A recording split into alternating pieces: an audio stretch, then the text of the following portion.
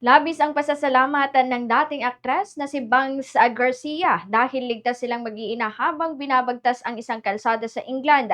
Sa kanyang Instagram page ay ibinahagi ng dating aktres na ngayon nakabase na sa England ang karanasan kasama ang dalawang anak na sina Amelia at Isabella nang muntik na silang mag-crash habang bumabiyahe sa isang icy road.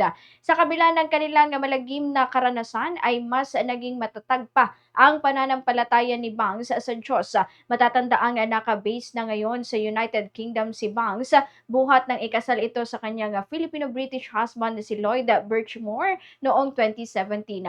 Noong nagdaang Pasko, ibinahagi ng dating aktres na ang paglisan sa mundo ng showbiz at ang pagsisimula ng bagong buhay sa UK ang best decision na nagawa niya sa buhay.